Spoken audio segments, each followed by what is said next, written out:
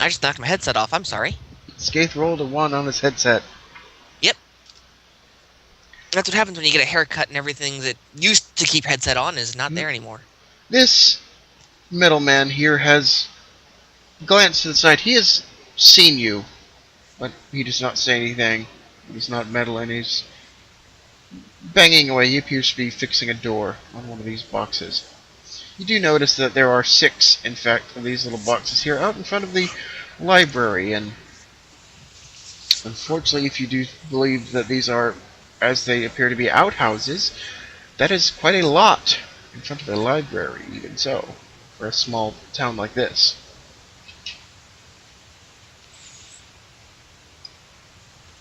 You know what? I want to approach him just for a quick question. Um, Go ahead. I'm sorry, I was thinking of something. Yeah. I'm going to approach him and say, "Excuse me, sir. I just have a quick question." As you get close, he pries in the last little wooden, uh, like, shint nail into this door and quickly closes it and kind of half stands up, brushes himself, and kind of steps in front of the door. Like, quickly closing it before you got to him kind of deal. Quickly Right. finishing up. He says, "Yes, sir, how can I help you?" Um, I'm new to the town. "I can see here." Yep. I'm actually here for the Ent problem. "Ah, okay, the tree guy." But I just had a quick question. I've seen these boxes all around the town, but I'm not certain as to what they actually are. "Well, unfortunately, we really don't have names for them. They are kind of just a custom around town here. We just call them boxes. They are, he kind of holds his breath for a second. I'm not really the one to be the one to tell you this, I guess, if you don't know, but these are, well, you you should ask someone else. I'm sorry, friend. You don't. I shouldn't be the one to tell you this. Okay, that's fair enough. Do you happen to know whom I should ask? Oh yes, any of the cloth, any Any of one the of the. cloth. Well, thank you very much, and I do apologize for putting you in such an awkward position. He kind of scratches his head. He looks very nervous now that you've brought that up. He tells you it's no big deal. I just give a pleasant wave and try and head into the library. He tries to go back to his work. You get to the library doors and the lights are off. The doors are actively locked. Oh, okay. At this point, you would guesstimate the sun's getting a little low in the sky, and seeing that it is about winter time, it's probably going to get cold. You Yep, believe it's probably closest to dinner. probably a good idea to try and find my way to the dining hall.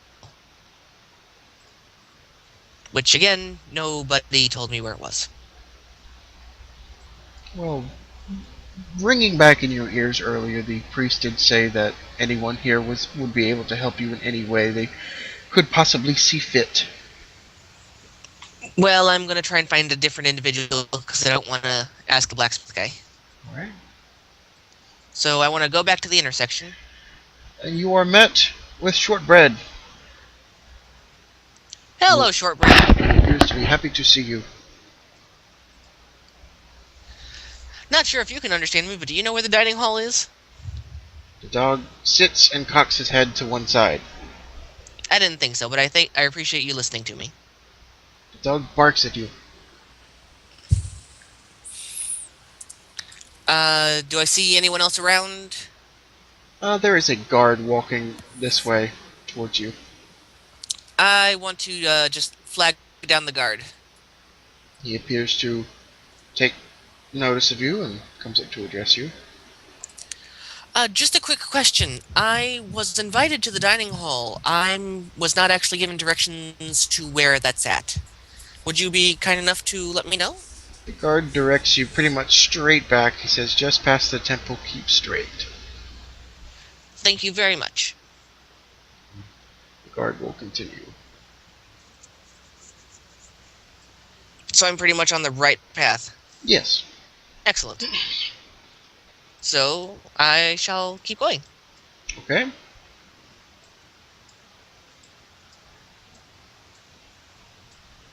I've reached the front of the temple and I need to get around it. All right. There's a large circular, city roads that go Yep, right around the temple all the way. yep.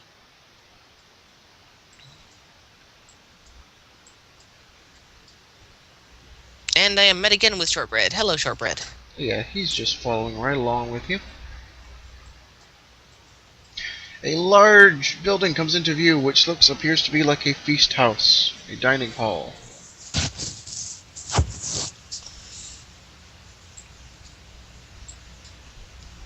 For the sake of tokens, you are all going to stand here on the pathway. For the sake of space. Do you enter the building, I am guessing? Indeed. Right inside is a very largely opened building. Tables upon tables. Practically what appears you would guess the entire population of the town is here.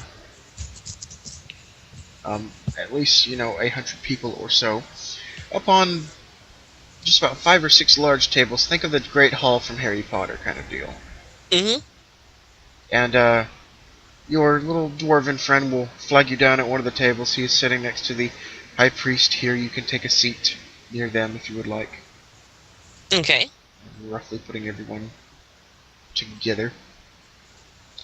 And several cooks are pulling out food after food. There is all sorts. Uh, Food of all sorts. Different delicacies. Food you have not seen. Food you have seen. Some you know, some you don't, etc., etc. And everyone quickly invites you, please, eat, be merry, enjoy a drink. And at this point, you are free to ask any questions as it's kind of idle dinner chat. Okay, well, I most certainly turn to the priest and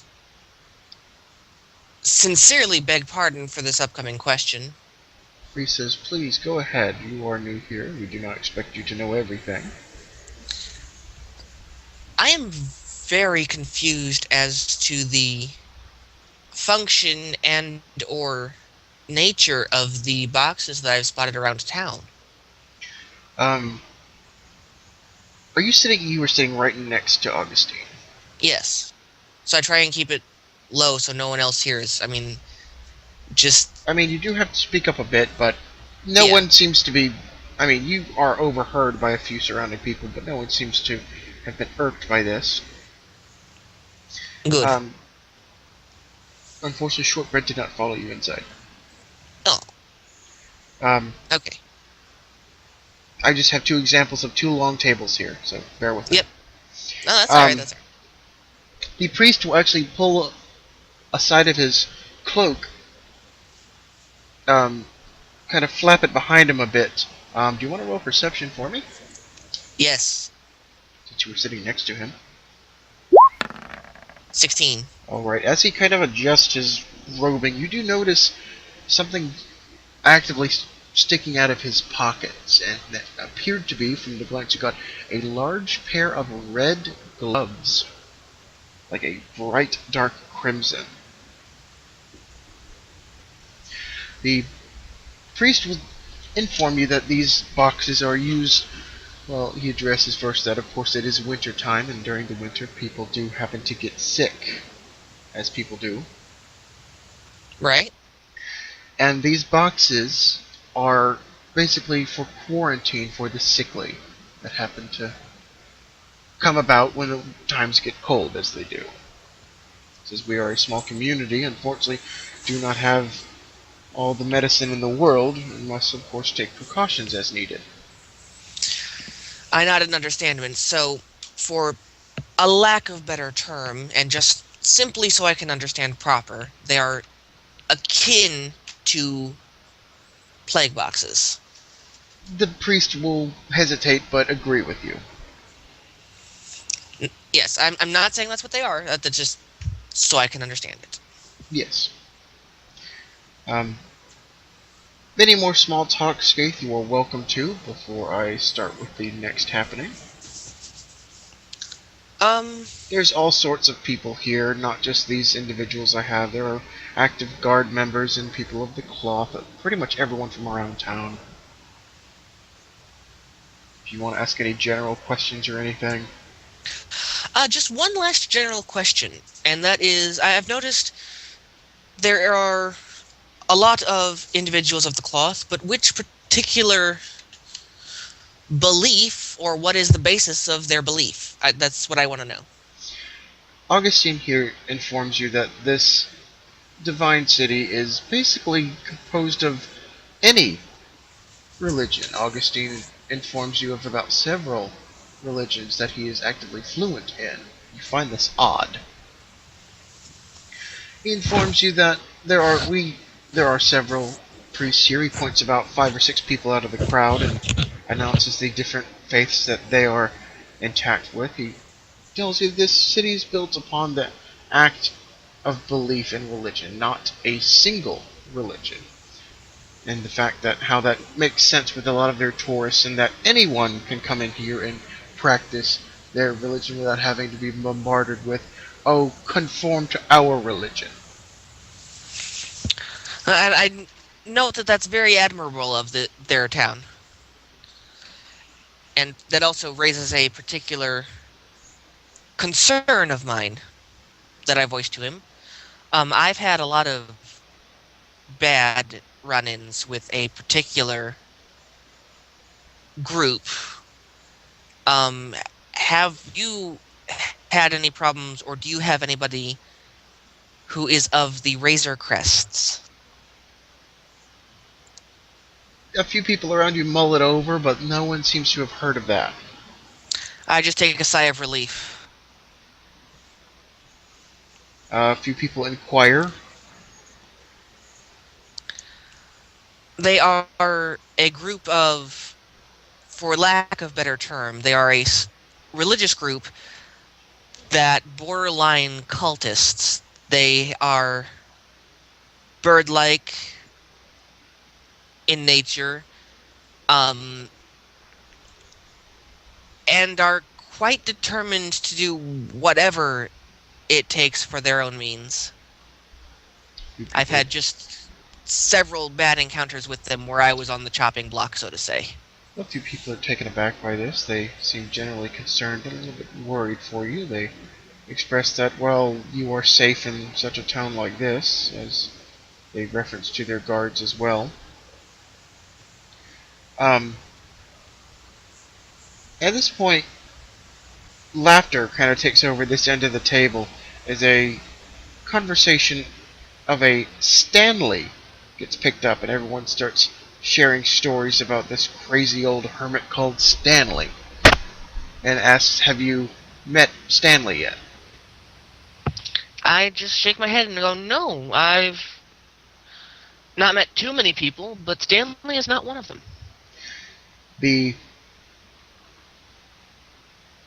the guard captain, Strife, who is actually seated practically opposite you at this large table, is the first one to chime in and informs you that there's this crazy old hobo hermit guy who lives out in the Weald who was responsible for doing this illusory magic to scare everyone away, and they call him Stanley.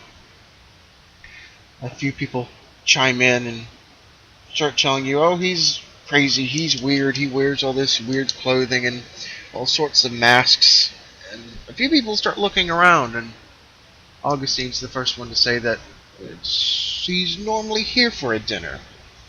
And you see worry kind of grow in his eyes as he says, I hope the int doesn't have any issues, and vice versa, and Stanley with that, as they claim he actively lives in the woods.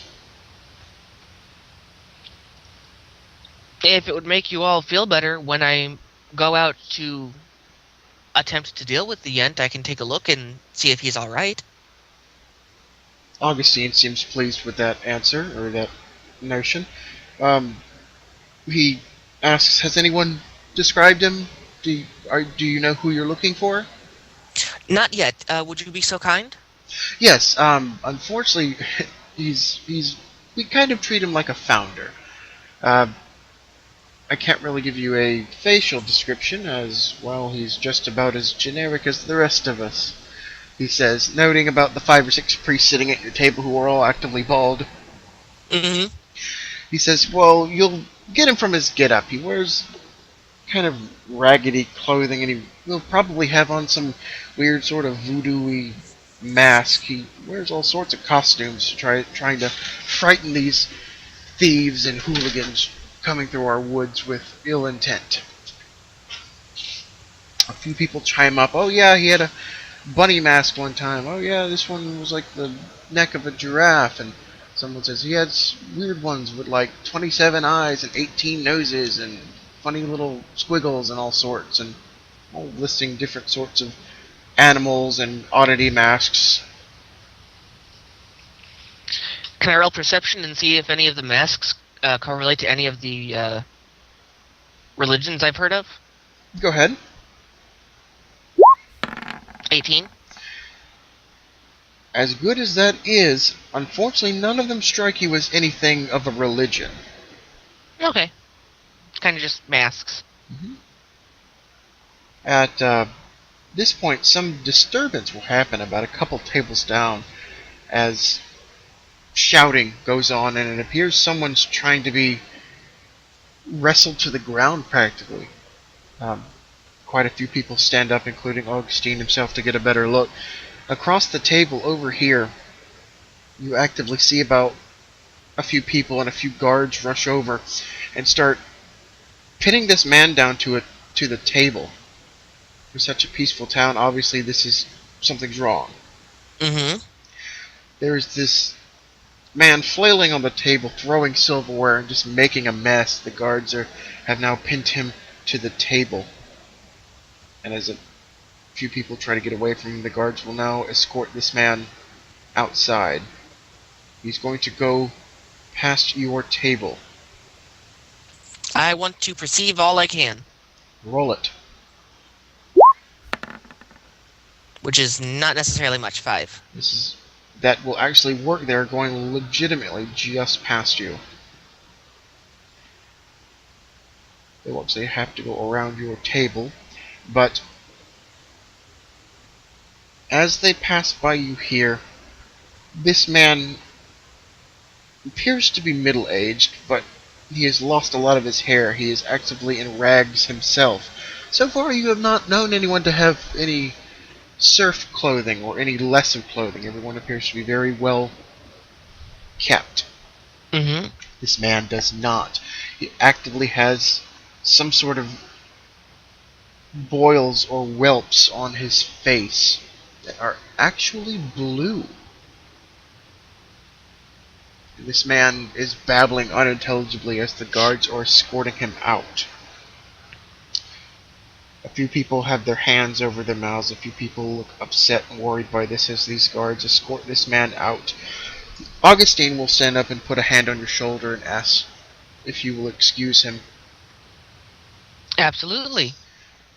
Before he walks kind of out of from beside you, he will actively reach down and grab these red gloves and put them on as he walks away. Hmm. A few people as well excuse themselves respectively. Right.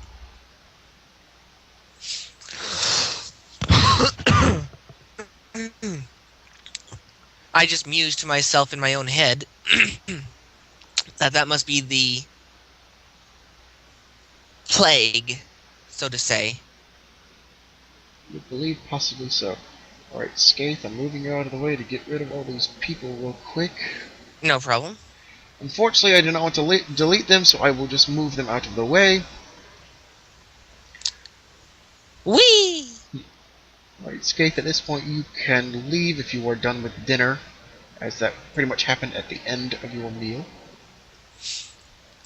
Yes, I wish to exit the dining hall. Shortbread meets you out front. Hello, shortbread. Um, I pocketed some scraps. Can I give him one? Certainly. I give him some Absolutely. scraps. He is absolutely delighted at this. Um, you see the last few bits of a few people trailing home as it is now nighttime. A few common torches have been lit about the path and the roads, but you are immediately met with the struggling still of these guards messing with this accosted man and Father Augustine himself. The guards are holding this man outright, preventing him from struggling as Augustine is appears to be saying some sort of prayer on this man. Okay. I want to try and attune my ears and perceive. Alright, unfortunately you cannot even make out the language, but it does appear to be some sort of prayer Okay. as Augustine appears to finish up these guards. One of them will hold this sickly man as the other one turns to this box here on the corner. You are in prime position. You can actively see the door. It's right on this side here. This guard will pull out a small key, unlock a padlock on this wooden box door. Door opens as you watch these two guards pull shackles out of this box and shackle this sickly man in a seated position in this wooden box and close the door and lock it tight as this sickly man begins to flail and scream unintelligible nonsense inside the box. The guards will turn back around. Augustine will wave a hand and say something, and the guards will dismiss themselves. I want to search my knowledge. I want to try and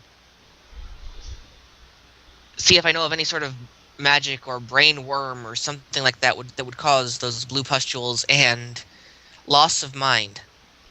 Roll it. Roll intelligence or wisdom. Uh, No, I'm going to give you advantage to do it again. You should know this. I really should. Uh, I'll give it to you. From what you can guess, this is in fact some sort of fungus or disease of some kind, not a creature. But the only time you've actually seen this before is when you burned down a house in the middle of a petrified forest, where a large knoll man oh, informed you of certain creatures that only came about when the weather got cold. oh no. Oh no, no, no, no, no. Augustine is right here. He has one red gloved hand on this box, as he's saying a final prayer of some sort, and will take these gloves off and store them back in his pocket and whirl around to see you. I just approach. Shortbread will actively run up to say hello. The priest will give a pat to the dog and bids you a hello as well.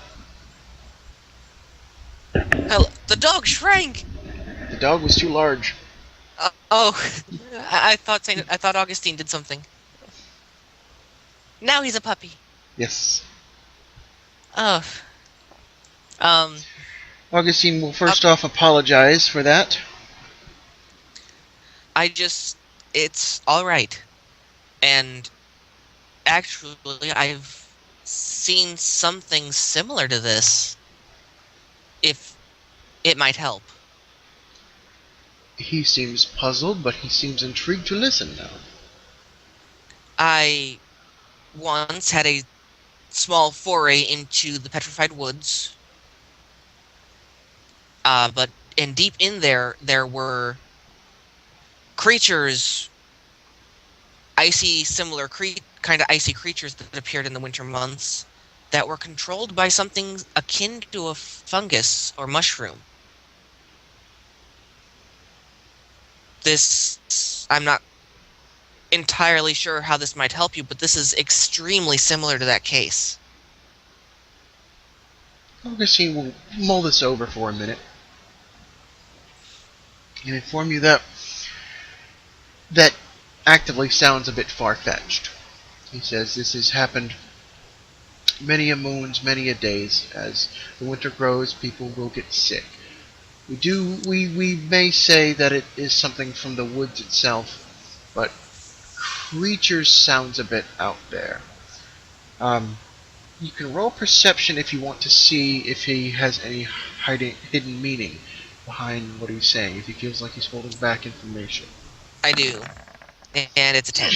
10 will actually work. You believe from the way he's talking that not that he's trying to lie or he's hiding something, but you feel that these very, very sheltered people actively don't have a clue of what they're really dealing with. I want to tell him that it's not necessarily a creature. These creatures I saw had this problem. He